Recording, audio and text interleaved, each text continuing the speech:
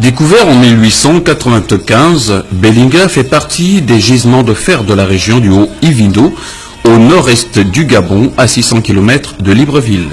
Ce gisement s'étale suivant un alignement orienté ouest-sud-est sur près de 100 km de massifs montagneux que sont Minkebe, Belinga, Batouala, Boka Boka. Selon certains experts, il serait l'un des grands gisements de fer inexploités de la planète, avec une teneur en fer de près de 65% et des réserves aujourd'hui estimées à près d'1 milliard de tonnes. Avec l'exploitation rationnelle de ce gisement de fer, autant dire que le Gabon était au cœur de plusieurs enjeux géostratégiques. Plus d'1 siècle après la découverte de ce gisement, le fameux trésor n'est jamais sorti de terre pour non seulement alimenter les industries sidérurgiques occidentales, mais aussi et surtout contribuer au financement du budget de l'État, selon plusieurs estimations, à hauteur de 75% par an. Face à cette situation, les esquisses d'explication sont aussi complexes que variées. Si on arrivait à exploiter ce gisement, ce serait le projet phare non seulement de la province, mais je serais tenté de dire du Gabon de demain. À partir du moment où il s'agit d'un méga gisement et d'une teneur assez appréciable. Et je dois dire aussi que lorsqu'il y a un gisement de fer, forcément à proximité, il y a d'autres minéraux, dont l'or. C'est un appel pour faire prendre conscience que ce projet, je l'espère, sera relancé sous une forme ou une autre. Afin de mieux appréhender le dossier, nous poursuivons nos investigations. Selon nos premières sources, il ressort que le dossier Belinga aurait été l'une des préoccupations phares du père de l'indépendance du Gabon, feu le président Léomba, qui, en 1967, lègue le dossier à son successeur, Albert Bernard Bongo. Ce dernier, pour des raisons stratégiques liées non seulement à la détérioration du marché mondial de l'acier, mais aussi des cours favorables du manganèse et de l'uranium sur le marché mondial, décide de mettre le cap vers le sud-est du pays pour l'exploitation de ses richesses, laissant ainsi le dossier Belinga en veille. En 2004, le cours du fer remonte au-dessus de $80 la tonne. Fidèle à la promesse faite à son prédécesseur, Omar Bongo Ondimba remet le dossier Belinga sur la table de travail. Le groupe Eramet est sollicité pour procéder à des études. Ce groupe dépose sur la table du gouvernement gabonais un schéma directeur. Par la suite, le gouvernement gabonais prendra langue avec la Companhia Vale do Rio Doce, CVRD, un géant minier brésilien. Créé en 1942 par le gouvernement fédéral du Brésil, CVRD, qui en plus de 33 000 personnes, est un poids lourd dans l'exploitation minière. L'entreprise est cotée sur les places boursières de Sao Paulo, New York et Madrid. Autant dire que le Gabon, à travers ce choix, venait de toucher le jackpot en mettant la main sur une entreprise à l'expertise avérée. Dans son offre de service, Vale, l'entreprise brésilienne, s'engageait à transformer radicalement la province de l'Haut-Ivindo et partant son chef-lieu, Makoko. De plus, les estimations faites par Vale garantissaient le financement du budget de l'État gabonais sur une durée de 75 ans. Après plusieurs échanges avec la partie gabonaise, Vale dépose son projet afin d'obtenir la concession minière. Contre toute attente, et l'on ne sait par quel tour de passe-passe apparaîtra une nébuleuse CEMEC, la China National Machinery and Equipment Import and Export Corporation. Au regard de sa raison sociale, l'entreprise chinoise est spécialisée dans la quincaillerie, la vente d'équipements industriels et l'import-export. Cette entreprise, inconnue du secteur minier mondial, méconnue de l'ensemble des acteurs du dossier Belinga, aurait été introduite auprès des autorités gabonaises par un certain Franklin, tenez-vous bien, pour exploiter le gisement de fer de Belinga. Quelle était cette entreprise? Quelle était son expertise en matière d'exploitation de mines? Quel était son poids financier? À la lumière des faits, la CEMEC n'avait aucun passé dans le domaine, aucune expertise en la matière. Elle n'avait jamais été associée à une telle opération, selon nos sources. Il y avait donc une société brésilienne qui arrivait avec une maquette de la ville de Makoko et la ville de Maïbout, puisque j'étais là, magnifique. Et puis, une petite société chinoise, je dis petite société chinoise, elle était petite parce que c'était une petite société de quartier, des quartiers là-bas, en Chine. Et c'est cette petite société que les autorités gabonaises ont bradé. Ils ont pris donc de l'argent, ça je suis sûr et certain, ils ont pris de l'argent pour brader l'exploitation de ce fer.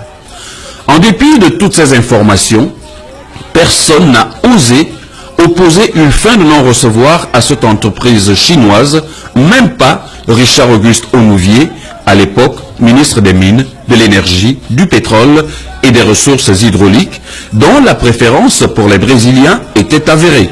Selon nos investigations, il semblerait que notre ministre des Mines n'avait pas de côte assez solide pour s'opposer à la Ping Family, dont la puissance reposait sur la proximité avec feu le président Omar Bongo Ondimba.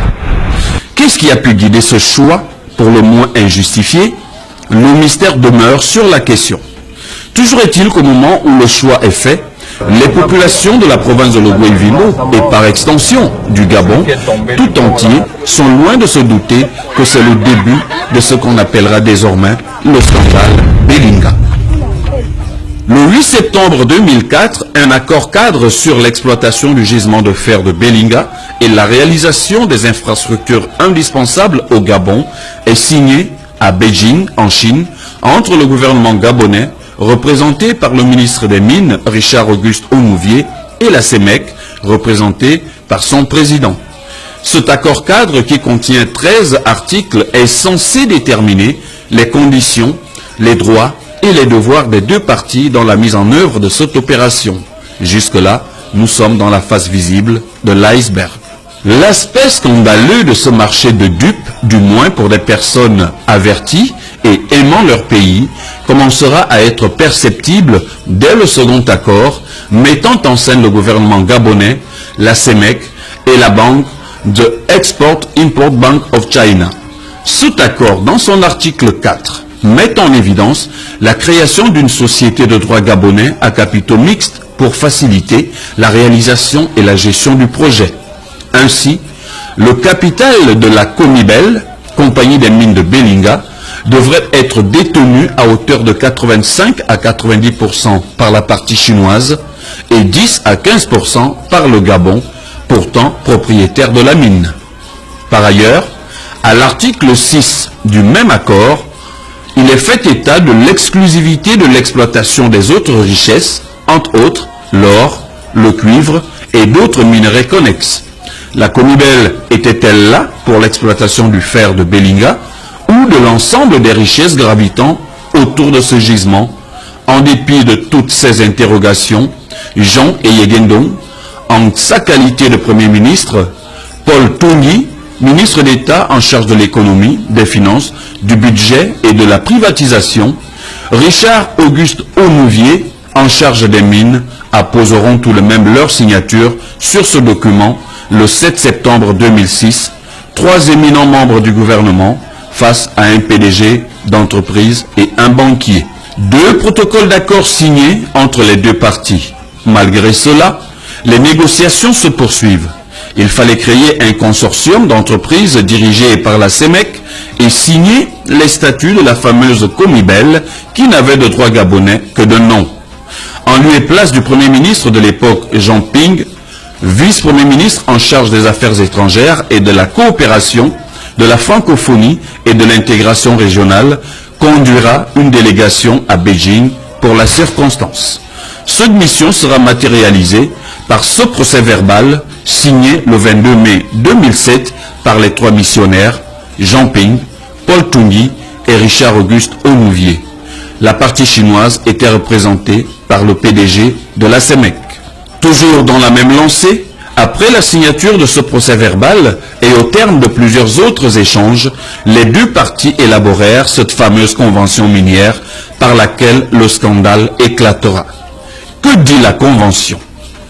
Dans son article 4, relatif à la concession minière, l'État octroie à la Comibel pour une période initiale de 25 ans, avec une période gracieuse de 5 ans, le gisement devait donc être exploité pendant 30 ans au profit de la CEMEC sans que le Gabon n'en tire bénéfice.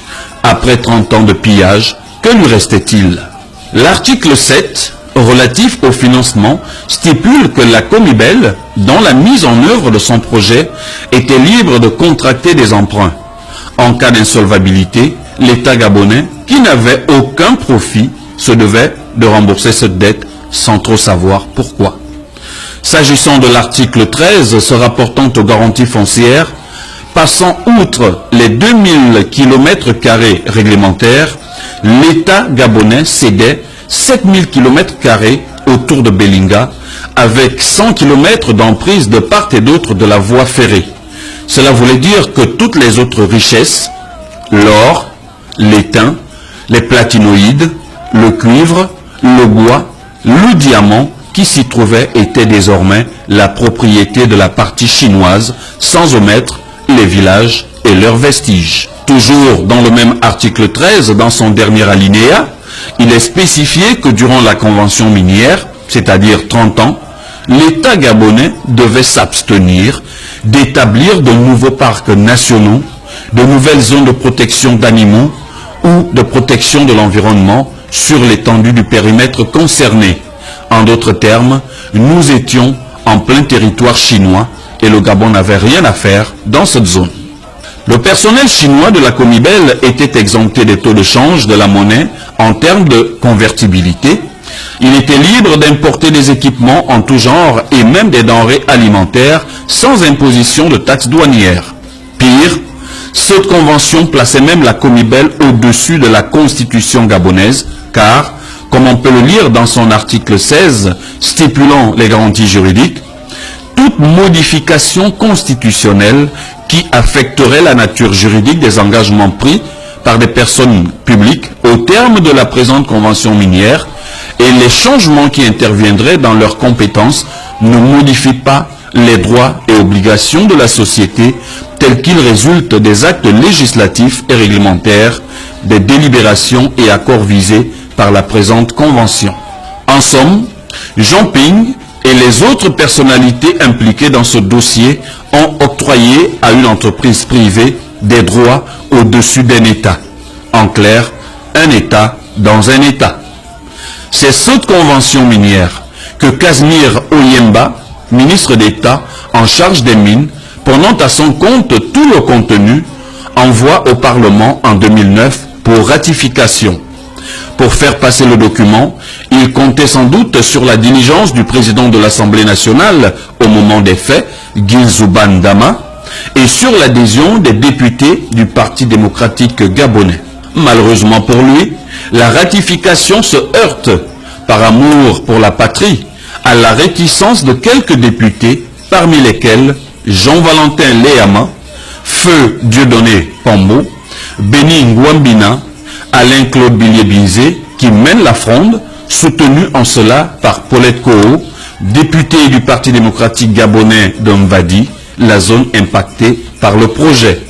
Autour d'eux, quelques jeunes cadres de la province de Logoué-Ivindo réunis au sein du mouvement Sauvons Belinga. Bien que la convention n'ait pas été ratifiée, la partie chinoise était déjà maître des lieux au travers des accords qui avaient été signés antérieurement avec la partie gabonaise.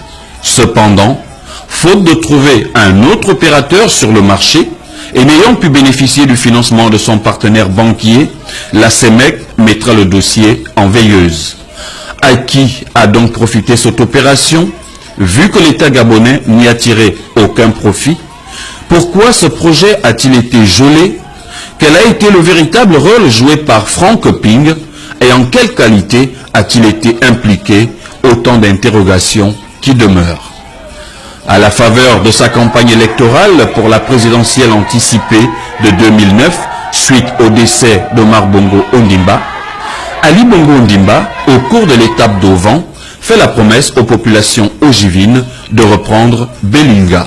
Il y parviendra en décembre 2013 contre le paiement de plusieurs dizaines de milliards de francs CFA. Ainsi, pour récupérer un bien qui lui appartenait, le chef de l'État gabonais a dû payer une entreprise privée chinoise qui n'a jamais versé aucun montant à l'État gabonais. Sur le site de Belinga, notre équipe d'enquête a pu constater qu'il n'y a aucun vestige de l'investissement chinois. En marge des agents de la Société équatoriale des mines que nous avons rencontrés sur leur base vie et du site occupé par le bureau d'études SRK, nous n'avons décelé aucune autre activité. Cependant, poursuivant nos investigations, nous avons relevé certaines transactions financières de M. Ping Jean-François, domicilié à la boîte postale 1669, en faveur de la société Ping et Ping, sur le compte 4000 30 41 0041 01 67 12 01 174. D'autres transactions sont observées pour des montants très importants en faveur de M. Jean Ping, des montants variant entre 150 000 et 250 000 euros. Le donneur d'ordre, Ping Jean-François, le bénéficiaire, Jean Ping. Ces transactions ont eu lieu dans des comptes à l'étranger, notamment la Standard Chartered Bank ou la SHBC de Hong Kong. D'autres transactions ont pour donneur d'ordre Ping Frank d'un compte ouvert à Standard Chartered Bank pour une transaction en provenance de Hong Kong de 250 000 euros. Ainsi, nous avons des mouvements allant de Ping Jean-François vers la société Ping et Ping à partir de comptes situés à Hong Kong. De même, des mouvements allant de Ping Frank vers Frank Ping et vers Jean Ping. Des mouvements financiers qui ont eu lieu entre décembre 2013 et janvier 2014, juste après que l'État gabonais ait payé la CEMEC pour la récupération du gisement de Belinga. Ceci explique-t-il cela? La question reste posée. Ce qu'il faudrait retenir cependant, c'est que les montants des transactions qui vous sont présentées ici ne sont que la face visible d'une vaste entreprise de spoliation de l'État gabonais au profit de quelques individus qui ont abusé de la confiance de feu Omar Bongo Ondimba.